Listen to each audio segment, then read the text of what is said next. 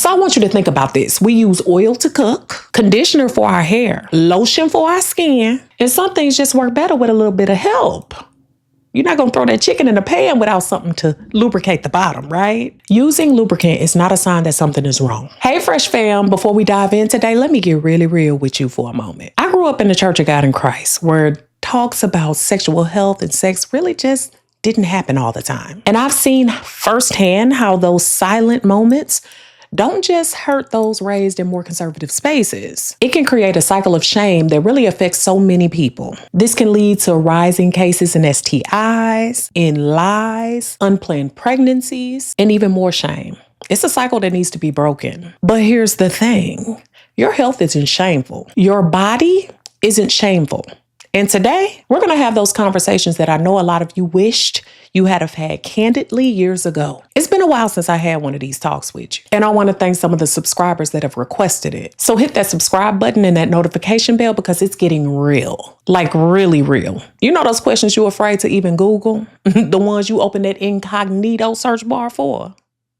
I know. Yeah, we're tackling all of that. And I want you to put that water drop down in the comments today. Not just because we staying hydrated and moisturized, but each drop is going to represent a piece of knowledge that resonated with you today. This is a judgment-free zone, and you know your girl reads every comment. And a quick heads up, I've linked all of my affordable feminine hygiene favorites and all the items that I discussed today in my LTK shop. So just click the link below and get the links to everything that I use and trust. Let's go. Drnina, the girl next door, beautiful brown baby doll. I want to make sure I state this plainly. If you're having any issue, make sure you go and see your doctor. This is general information, and you need to make sure you're having your regular checkups and speaking with your healthcare professional. Tip 1 is the annual checkups decoded. Let's talk about something that every woman should know, but doesn't always. What to actually ask for at your annual exam. So here's your power move checklist. Now, there are age-based screenings, and based on your insurance as well as your doctor or provider, you may not come in for pap smears every year. Now, me personally, I go every year, especially if we're talking about getting a pap and HPV screenings and co-testing. And some people believe that after age 65 plus, after you've had 10 years of normal pap exams, you may be able to stop. Again, I'll probably still be going every year. But just because you don't go to get a pap every year, that does not mean you should skip your annual exam. There's more to check than just your cervix. But there are some special circumstances and when to test more often. History of abnormal results, HIV positive status, a weakened immune system, exposure to DES before birth. You would have to ask your mother about that, or new or multiple partners. STI screenings are essential as well because the usual tests aren't specific enough. So looking at chlamydia and gonorrhea because these two go together real bad. HIV and syphilis, hepatitis, HSV1 and HSV2 or herpes, both types, because cold sores don't just occur up top. They can occur below and even in HSV1. That's the misconception. And most panels skip these tests entirely. HPV testing, especially in our 30 plus audience, and trichomoniasis, the one nobody talks about. A thyroid check is also important because it's your body's CEO. And I realized this when I had started that whole process for IVF. And we didn't go through the full process, but what I did remember was understanding with my endocrinologist what was really governing my body. The thyroid is the body's CEO. It regulates your cycle regularity, moisture levels, energy and metabolism, mood and libido. And if you're feeling like a mess, it might be your thyroid acting a drama queen. And then there's also the essential blood work, because sexual health starts with overall health. Your blood sugar and A1C, because this can destroy some of those blood vessels and nerve endings. Your blood pressure, which can affect the blood flow even in other areas. A complete blood count, because you don't want to find out you have anemia. Vitamin D, of course, which I've had low vitamin D, don't want that. Iron levels, especially if your periods are heavy. You have to think of these tests as your body's quarterly performance review. There's even the pelvic floor assessment, which I got more familiar with after I had my little baby. Think of this as your body's trampoline. It needs the right tension, and some signs that you might need some attention there. Leaking when you laugh. It's not just a mama thing. Pain during intimacy. And the not so empty feeling after bathroom visits. Now, tip 2 is that intimate comfort matters, because a lot of times I don't know why, but we put in our head that we should not feel comfortable down there and everything down there should be painful. So let's talk about something that's affecting up to 60% of women, the V dryness. And no, it's not just a menopause thing. So we on the moisture mission, y'all. The V moisturizers are your down there facial cream. They help to keep your body in regular maintenance. Lubricants are your in the moment solution. And let's normalize this right now. Okay? So I want you to think about this. We use oil to cook, conditioner for our hair, lotion for our skin, and some things just work better with a little bit of help. You're not going to throw that chicken in the pan without something to lubricate the bottom, right? Using lubricant is not a sign that something is wrong. It's the sign of taking care of yourself. Just like that car needs oil to run smoothly or pasta needs sauce to be its best self, lube is just another tool for comfort and pleasure. My recommendations are Uber Lube and Lube Life. Okay. Now, it's up to you what you use, water-based or, silicone. And then there's also different ones. Like I like Intimate Shave Cream. This isn't specifically a lubricant, but it's a moisturizer.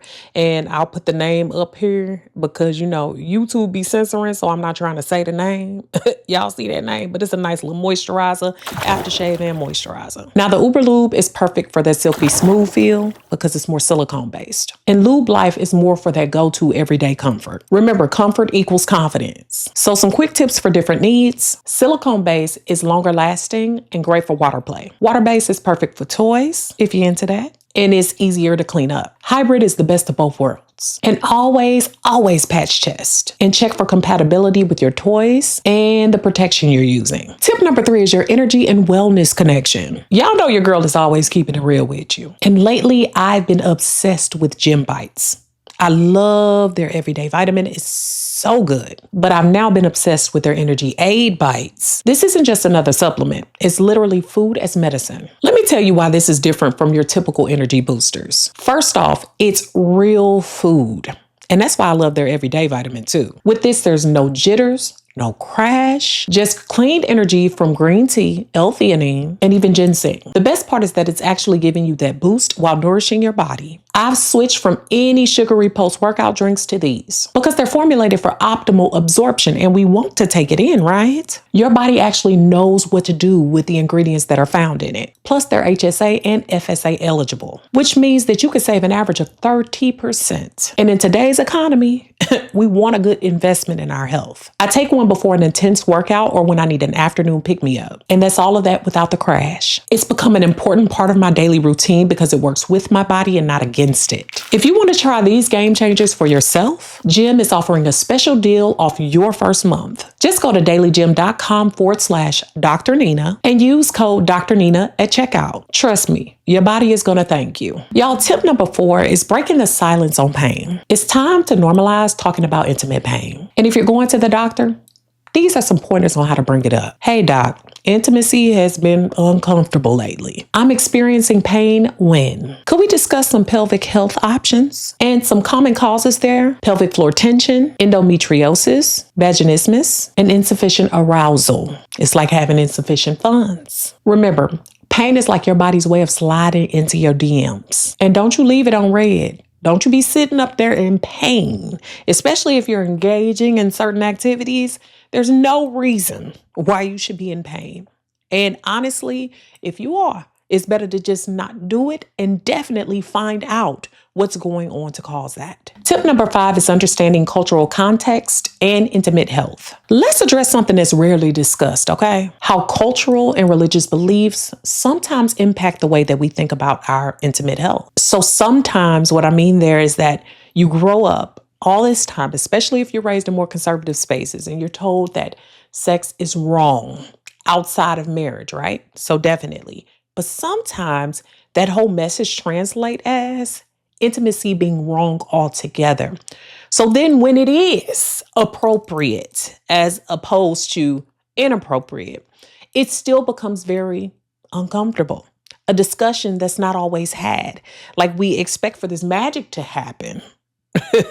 And the magic don't be happening. And a lot of times, sometimes those thoughts and feelings and religious thoughts and feelings and even cultural beliefs can get in your mind and mess with that intimacy. It's a mental thing. Believe me, I'm a clinical psychologist. I understand these things. So here are a few steps to healing with that, especially when it comes to the intimacy. Acknowledge that that's not your fault. You've been taught a lot of different things, whether they're wrong or they're right. And I do not believe that everything you are taught is always correct. Separate your religious teachings from medical facts. Even if you have to go out there and ask questions, if you need to get with your doctor for an additional exam or talk, or go into therapy, consider sex positive therapy or intimacy positive therapy, where you talk more about the up parts of intimacy and the shame that can be stripped away from it. Join support groups because, honey, there's a lot of us that were raised in conservative spaces. And sometimes that come from cultures that don't support women being intimate creatures. And also practice positive self-talk. You're not dirty, you're not nasty, you're not gross. And even if you've engaged in behaviors that you're not so proud of, still look at those things and understand why you feel that way. Is it due to religious teachings? Is it due to your cultural background or thoughts? Really strip away where you're getting to with that, because it doesn't magically become wonderful just because you get married or just because other things are in place. Just think about it. And what all I do understand is that many times we use scare tactics in order to keep people in line, in order to keep them not doing the things we want them to do or don't want them to do. And sometimes that really backfires. And so you really have to strip all of that away in order to get to the basis of how you actually feel. Tip 6 is understanding that period tracking is not just for baby making. Listen up, fam. Your cycle is basically your body's monthly report card. And yes, you need to keep tracking it even when you're not focused on making mini-me's or not making them. It's like having a crystal ball for your mood swings. Oh, that's why I cried during that pet food commercial. That's why we track. It also could predict when you stock up on those period snacks, no lie. It can also help you to spot and stop irregular patterns because your body shouldn't be playing hide and go seek with your cycle. It also maps your energy levels, which explains why you felt like Superwoman last week. And it also helps you to track changes as you age because bodies love keeping us on our toes, whether it be menopause or perimenopause. You need to be able to know what your body is going through. So here's a pro tip. Download a cycle tracking app. I love Flow. Flow, I feel like, was even a big reason why Sean and I were able to conceive, other than God, of course. But I love this because it's like having a personal assistant. So here's some of the things that you should track, even if you don't have an app. Flow changes. Was it lighter? Was it heavier? Was it the same? The colors, the mood changes, energy levels, your sleep patterns, and even your cravings. Your cycle can tell you more about your health than your ex's horoscopes ever could. Tip number 7 is the discharge diaries. What's normal and what's not? Fresh fam, let's talk about something that everyone deals with, but a lot of people ain't talking about it. The V-discharge. Think of it as your body's built-in status update system. The color code. Yes, we going there, sis. Clear, white, and watery. Your healthy baseline, like hitting inbox to 0. An egg white consistency. Ovulation time. Creamy white. Also normal and usually post-ovulation. Yellowish. Can be normal, but you need to watch it closely for changes. Your discharge changes throughout your cycle. It's definitely like your body's mood ring. So here's some red flags to watch for. Cottage cheese texture. Yes, that's yeast saying hello. A gray color. This could be BV. Time to call the doc. Green or yellow with odor. Definitely schedule that checkup. Any major changes in smell, make sure you're noting those. And also unusual amounts. So some pro tips for healthy flow is cotton is going to be your good friend when it comes to down there. Skip the daily liners and let that thing breathe. Never douche. Your body is not a summer house that needs extreme cleaning. And track all the changes with your cycle. Remember that everybody's body is different. You have to get to know your normal. Before we go, I want to talk a little bit about pleasure and self-awareness. Know your body because knowledge is power. Get a hand mirror and take a little time to explore. Learn what's normal for you. Identify different areas and their function. Know your external anatomy. The vulva does not equal the vagina. Know about those 8,000 nerve endings and also where they're located. Learn about different textures and appearances because everyone's is different. And know what healthy tissue down there looks like so you can report any differences. Think of this like a self-checkup. The better you know your territory, the quicker you're going to notice if something changes. But why does this matter? Why does this matter? It helps you communicate with healthcare providers, makes it easier to spot changes and concerns, builds confidence and body acceptance. It improves intimate health awareness, and it helps you understand pleasure zones. Your body is a masterpiece. Get to know it. So here's the thing, y'all. I had another question in my comments about toys. Now, I'm not a personal toy user, but I've learned a lot about them because I think it's important to know. It does help you to understand your anatomy, communicate preferences to those that you do lay down with, understanding the importance of foreplay, and any sex-positive resources can be helpful there as well. So you have to have a safety checklist when it comes to toys. Body safe silicone is the top choice. Glass or stainless steel is easy to use and clean. ABS plastic, you want to check for body safe seal. You want to avoid jelly materials, rubber, or anything with a strong chemical smell. If you wouldn't put it in your mouth, don't put it anywhere else. And that goes for a lot of things.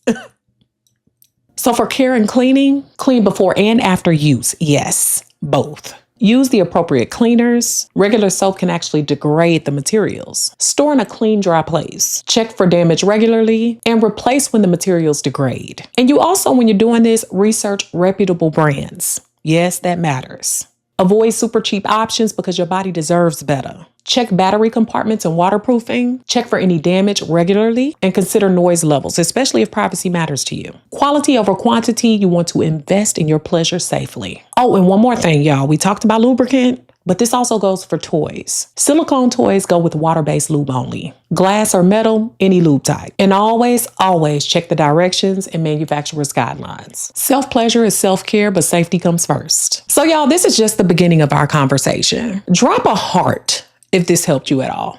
And that water drop, remember that. Share your questions below or any video ideas you have for me. Tell me what topics you want covered next. Check out my LTK shop for all my favorite products. And also save this video so you can reference it later. And don't forget to check out Gym for their energy aid bites and their regular daily gym. Go to dailygym.com/drnina and use code drnina at checkout. All right, y'all. It has been fun. I love these kind of conversations and talks. And if this still makes you uncomfortable, just think about why, but also think about where your comfort is with this and how you can make it better for yourself. All right, y'all. I want to thank y'all for watching. Beautiful Brown Baby Doll.